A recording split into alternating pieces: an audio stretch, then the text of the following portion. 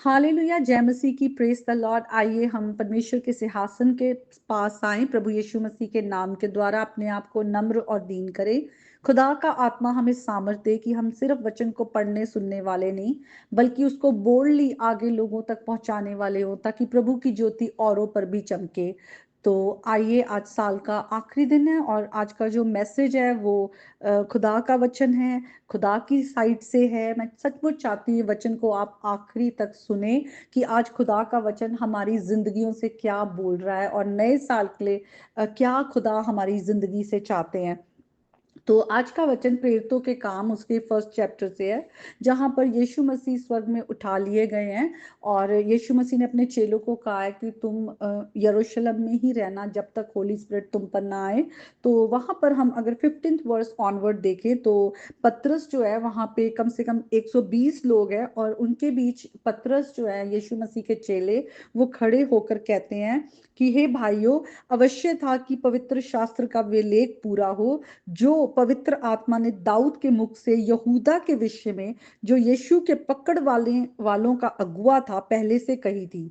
और वो कहते हैं कि वो हमारे में गिना तो गया और उसने सेवकाई में सहभागी भी हुआ, पर उसने अधर्म की कमाई से एक खेत मोल लिया और सिर के बल गिरा और उसका पेट फट गया और उसकी सब अतड़ियां निकल पड़ी। और इस बात को यरूशलेम के सब रहने वाले जान गए, यहाँ तक कि उस खेत का नाम उनकी भाषा में हकलदमा अर्थात लहू का खेत पड़ गया, क्योंकि भजन संहिता में लिखा है कि उसका घर उजड़ जाए और उसमें कोई ना बसे और उसका पद कोई दूसरा ले ले। तो यहाँ पे यहूदा इस्करियोती के बारे में है कि उसका हश्र क्या हुआ जब उसने यीशु मसीह को धोखा दिया, उसके बाद उसने खुद भी सुसाइड कर लिया। तो हम यहूदा इस्करियोती की जिंदगी के बारे में देखेंगे और देखेंगे कि यीशु मसीह ने, इस पर हम फोकस करेंगे क्योंकि यीशु मसीह मास्टर है और वो यीशु मसीह का चेला था, डिसाइपल था। तो यीशु मसीह मास्टर होते हुए, गुरु होते हुए अपने चेले के बारे में क्या कह रहे हैं, ये बहुत जरूरी होता है, क्योंकि आज हम भी अपने आप को यीशु मसीह के चेले कहते हैं, विश्वासी कहते हैं। यीशु मसीह हमारे बारे में क्या कहते हैं, ये बहुत इंपॉर्टेंट है। तो हम देखते हैं कि जो यहूदा इस्करियोती था, उसको पैसों से प्यार था और वो ट्रेजरर था। वो पैसों का हिसाब किताब रखता था और वो पैसों की चोरी भी करता था। उसका ध्यान हमेशा पैसों पर ही रहता था, पैसों के लिए ही उसने यीशु मसीह को धोखा भी दिया 30 चांदी के सिक्कों के लिए। तो हम देखेंगे यीशु मसीह खुदा होते हुए ये बात को पहले से जानते थे, क्योंकि जो खुदा है वही हमारे मनों को जान सकते हैं। और हम कुछ आयतों को देखेंगे जहां पर यीशु मसीह यहूदा इस्करियोती के बारे में क्या कहते हैं। और ये बात मैं सचमुच चाहती हूँ कि आप इन बातों को नोट करें कि मास्टर डिसाइपल के बारे में क्या कह रहे हैं, क्योंकि जो चेला है वो जिस रास्ते में उसे चलना चाहिए उस रास्ते में ना चलकर दूसरे रास्ते पे चल रहा है, उसकी एक बहुत बुरी टेस्टिमनी है। यीशु मसीह, अगर यूहन्ना उसके 6 चैप्टर और 70 वर्स को देखे, उसमें यीशु मसीह कहते हैं अपने चेलों के बीच में कि तुम में से एक शैतान है, और ये बात वो यहूदा इस्करियोती के लिए कहते हैं। और फिर आगे चल के हम देखते हैं कि यीशु मसीह जब अपने चेलों के पैर धोते हैं 13 चैप्टर में, तो वो कहते हैं कि तुम शुद्ध हो, पर सबके सब शुद्ध नहीं है। और वो यहूदा इस्करियोती के लिए कहते हैं कि वो अशुद्ध है। और फिर हम इसी चैप्टर में आगे देखते हैं कि यीशु मसीह कहते हैं कि तुम में से एक मुझे पकड़वाएगा, जिसे मैं रोटी का टुकड़ा डुबोकर दूंगा। और वो रोटी का टुकड़ा डुबोकर यहूदा इस्करियोती को देते हैं। और फिर देखते हैं कि यीशु मसीह जब उसे रोटी का टुकड़ा देते हैं, उसके बाद वो वहां से चला जाता है। और ये बात चेले ध्यान नहीं देते, लेकिन वो उनके पास जाता है ताकि वो उनके जो लोग यीशु मसीह के खिलाफ थे उनके साथ मिलकर यीशु मसीह को पकड़वाए और धोखा दे।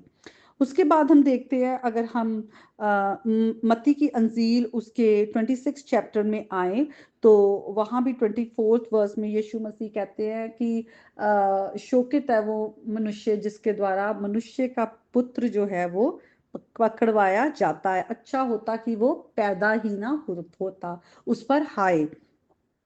और जब यीशु मसीह गतसमनी के बाग में प्रार्थना करके उठते हैं और रोमी सैनिक वहां पहुंच जाते हैं, यहूदा इस्करियोती उन्हें लेकर आता है, तो वो यीशु मसीह को चूमता है और चूम कर यीशु मसीह को धोखे के साथ वो उनके हाथों में दे देता है। और तब यीशु मसीह कहते हैं, हे यहूदा, क्या तू चूम कर मनुष्य के पुत्र को पकड़वाएगा? तो यीशु मसीह का मन कितना दुखी हुआ होगा। ये वो यहूदा इस्करियोती था जिसको यीशु मसीह ने अपना चेला चुना। वो यीशु मसीह के साथ रहता था, मिनिस्ट्री में था, और यीशु मसीह जब टीचिंग्स देते थे और यहाँ कहीं भी जाते थे, मिरेकल्स करते थे, तो वो उस सब बातों को देखता था। और यीशु मसीह जो जो बातें अपने चेलों के साथ शेयर करते थे, वो सब बातें वो जानता था। फिर भी उसका जो प्रेम था वो पैसों के लिए ज्यादा था।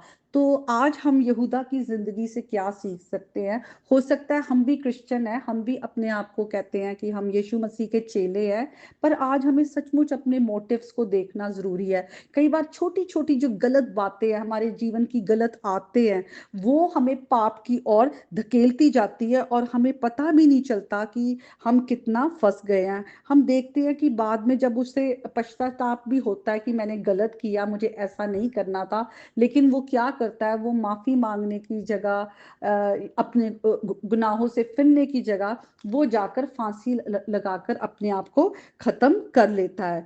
तो अगर हम एक वचन देखेंगे, अगर हम फर्स्ट तिमोथी में आए और वहां पर देखते हैं कि कैसे लिखा हुआ है कि जो रुपयों का लोभ है वो सब प्रकार की बुराइयों का जड़ है। और हम अगर फर्स्ट तिमोथी 6 चैप्टर की 9th वर्स में देखें, वहां लिखा है, जो धनी होना चाहते हैं वे ऐसी परीक्षा और फंदे और बहुतेरे व्यर्थ और हानिकारक लालसाओं में फंसते हैं जो मनुष्य को बिगाड़ देती है और विनाश के समुद्र में डुबो देती है। और इसे प्राप्त करने का प्रयत्न करते हुए कितनों ने विश्वास से भटककर अपने आप को नाना प्रकार के दुखों से छलनी बना लिया है। और ये सिर्फ रुपयों का नहीं, कोई भी चीज जिसे हम परमेश्वर से ज्यादा अपने जीवन में जगह देते हैं, वो हमें परमेश्वर से अलग करके अंधकार की ओर लेकर जाता है और नाश की ओर लेकर जाता है। हम इस नए साल में प्रभु यीशु मसीह को चुने। और जैसे आज का जो मेन मेरा आपके लिए न्यू ईयर के लिए आपके लिए जो प्रॉमिस वर्स है, या मैं आपको ब्लेस करना चाहती हूँ, वो ये वचन है। आगे लिखा है, पर हे परमेश्वर के जन, और ये मैं आपसे कह रही हूँ, तू इन बातों से भाग और धर्म, भक्ति, विश्वास, प्रेम, धीरज और नम्रता का पीछा कर। विश्वास की अच्छी कुश्ती लड़ और अनंत जीवन को धर ले, जिसके लिए तू बुलाया गया है और बहुत से गवाहों के सामने अच्छा अंगीकार किया था। तो सचमुच हम परमेश्वर के राज्य और उसकी धार्मिकता की खोज करें और प्रभु के साथ हम विश्वास योग्यता में बढ़ते जाएं। आज के वचन के द्वारा प्रभु आप सबको बहुत ब्लेस करे। हम प्रभु के अच्छे चेले हम साबित हो, ताकि हमारी एक अच्छी टेस्टिमनी हो प्रभु के आगे। तो आइए हम मिलकर एक गीत को गाएंगे, चले हो तुम खुदा के साथ। चले हो तुम खुदा के साथ, रास्ता सुकड़ा है, खुदा का थामे रखना हाथ, रास्ता सुकड़ा है।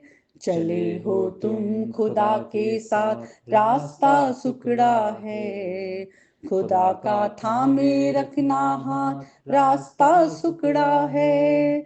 चलो चले यीशु के साथ, आओ थामे यीशु का हाथ।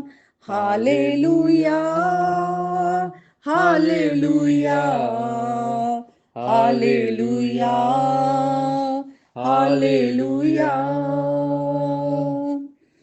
खुदा का रूह सिखाएगा, खुदा का रूह बताएगा, खुदा की रूह की सुनना बात, रास्ता सुकड़ा है।